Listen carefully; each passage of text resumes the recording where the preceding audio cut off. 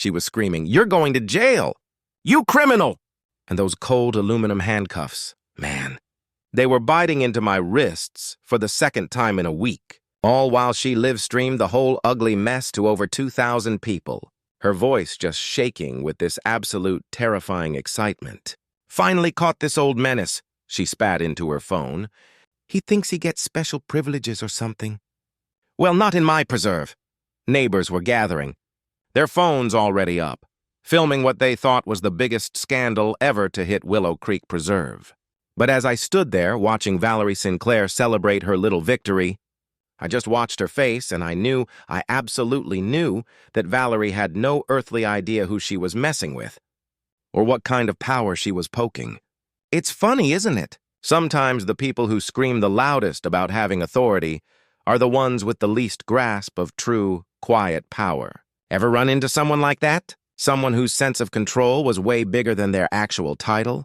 Tell me in the comments, because this is all about the difference between a loud title and a quiet mandate.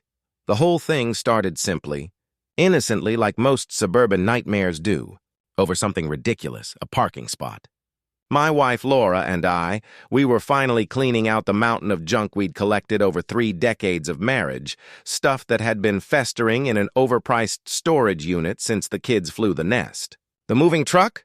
It was parked in what I double-checked was the most reasonable spot possible, the emergency fire lane that runs along the back of the complex. I even called the county fire marshal just to be sure, and the guy laughed, told me to go ahead, just keep the clearances. But Valerie had other ideas about my vehicular choices, because at exactly 9:47 a.m., she came marching out of the HOA office, laminated piece of paper waving like a pirate flag. She looked frayed, you could tell she hadn't slept. There were dark circles makeup couldn't hide, but she had that special artificial authority in her voice, that tone people use when they've never actually commanded anything real. "Excuse me, Mr. Keller," she called out. "You are parked in a private HOA emergency lane. This is trespassing on association property." I walked over, kept my voice low, sensible, trying to de-escalate. "Ma'am, I checked the county maps. I spoke to the fire chief this morning. This is designated public emergency access, not private property." And I pulled out my phone to show her the official map.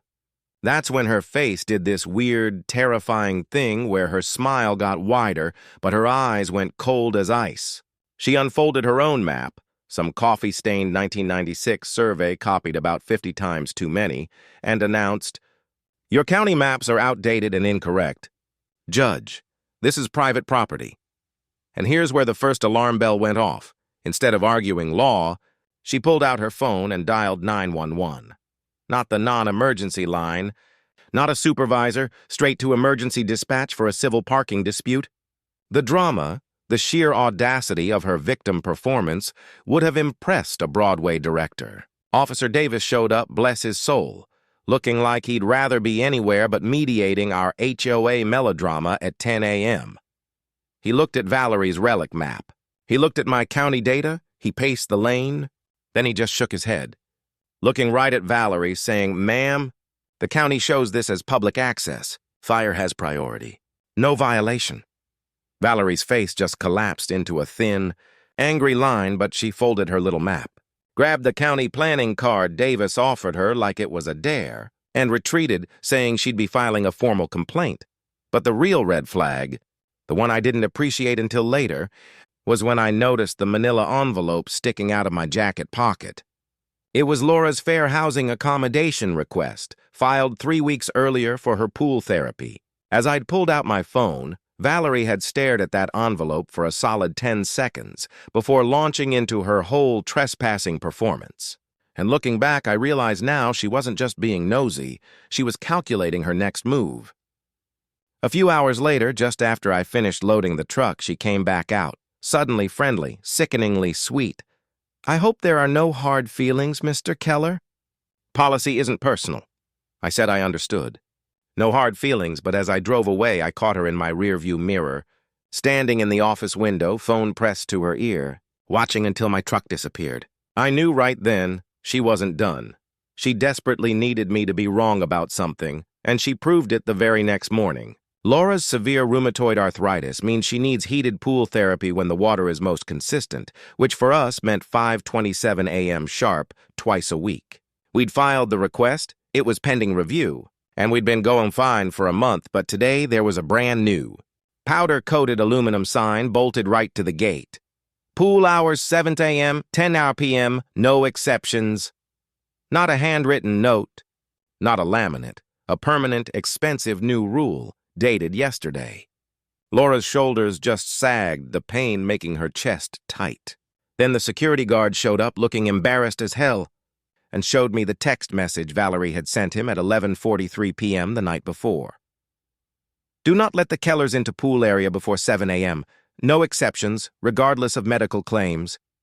Call police if they refuse to comply. This wasn't incompetence.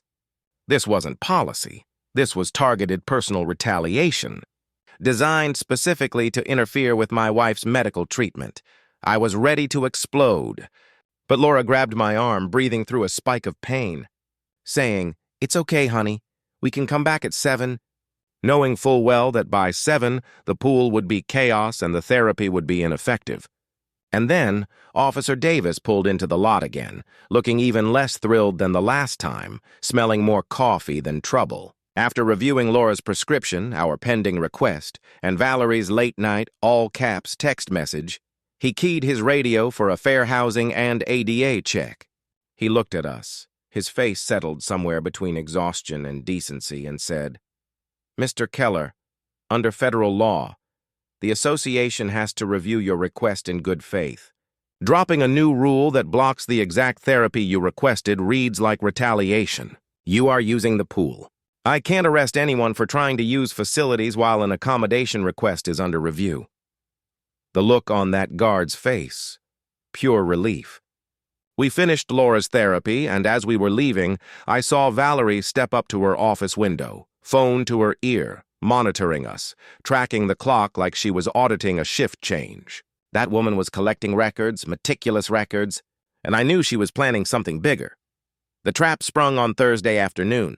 4:42 p.m., Laura's new TENS unit, her prescribed breakthrough pain relief device, had arrived at the secured package room, and the notice said, "Requires signature, available until 5 p.m. today only." Missed the deadline, and she'd face 3 days of agony waiting for a redelivery.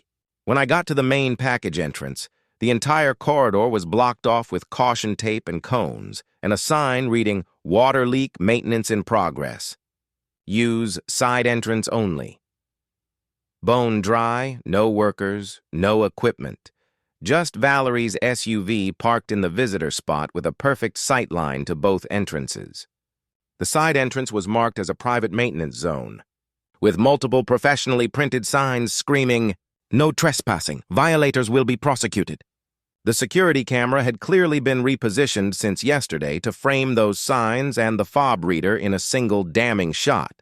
It was a mouse trap, elegant in its simplicity, engineered to turn my desperate choice into affidavit language. With Laura texting me, "Pain getting worse. Need that device today. Closes at 5. I had 13 minutes. Call the office? Closed. Call the medical company? Liability issues. Wait till Monday? Unthinkable.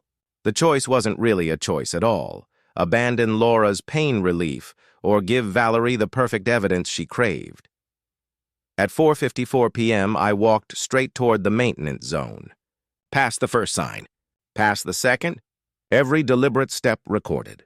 My fob beeped 3 times before clicking open the lock, almost reluctant to cooperate with the charade. 90 seconds from start to finish. And as I walked back out with the device, I saw Valerie on her phone, speaking rapidly, excitedly, no doubt calling someone to report her successful catch. I felt like an actor who only realized his true role after the final scene.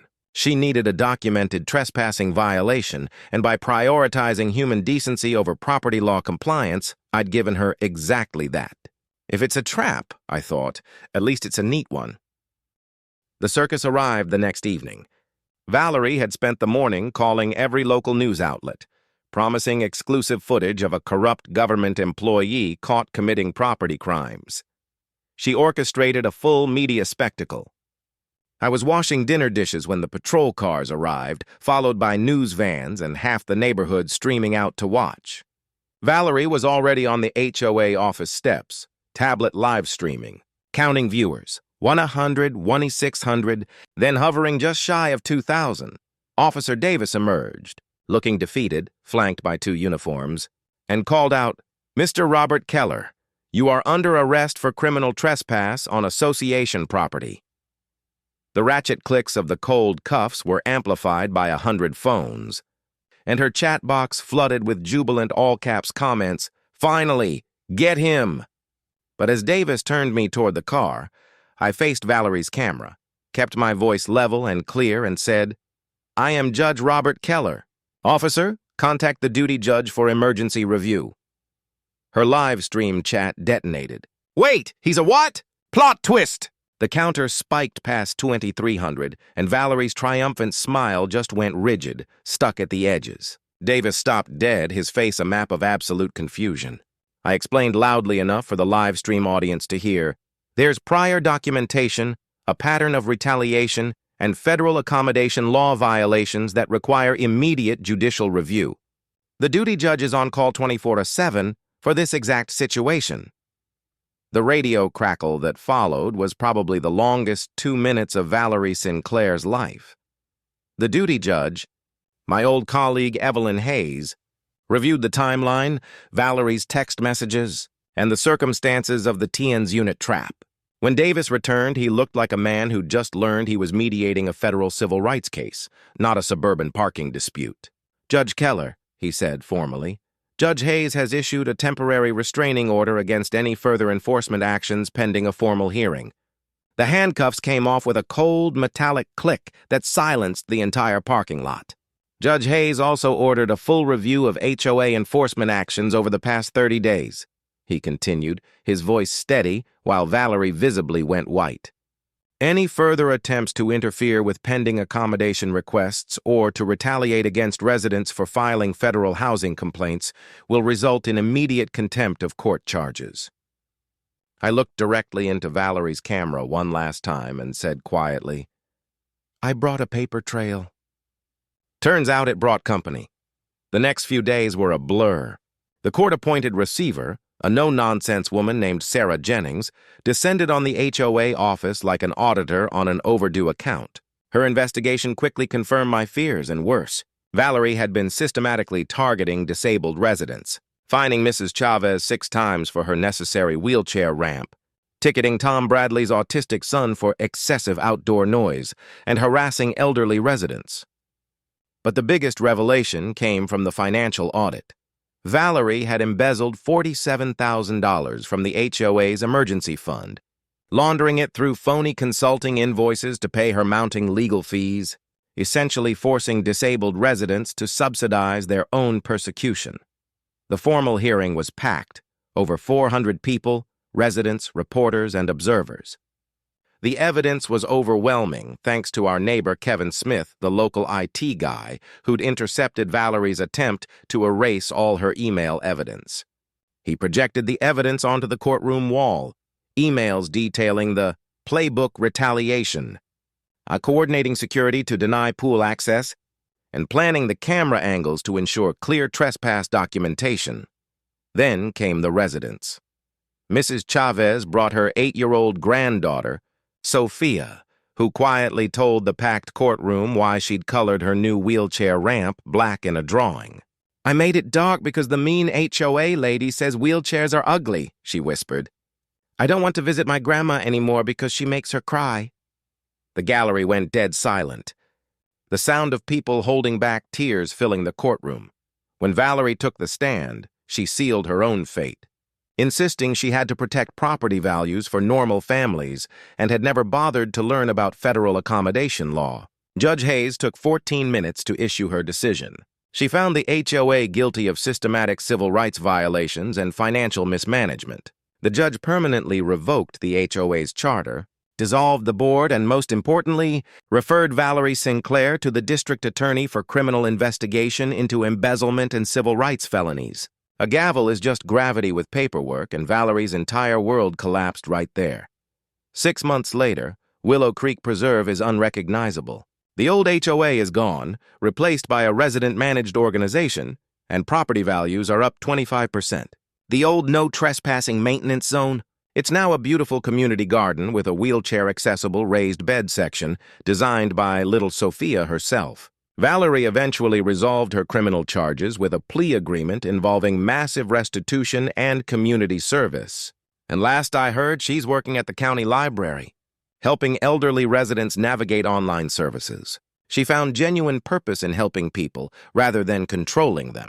I even spoke to her once at the library. She said, "I lost everything trying to control everyone. I thought order was kindness. I was wrong." I told her, order serves people. When people serve order, it breaks. It was a tough fight, and it took a lot out of us, but we replaced a toxic system with a thriving community. It taught me that sometimes you have to choose to walk into the trap to expose the monster setting it. So here's the question I want you to answer honestly in the comments below. If your spouse's critical medical device was waiting behind those no trespassing signs, would you have walked into the trap? Would you have prioritized human life and decency over property law, knowing you'd be arrested? Let me know your stance on right versus wrong and what the true definition of justice is.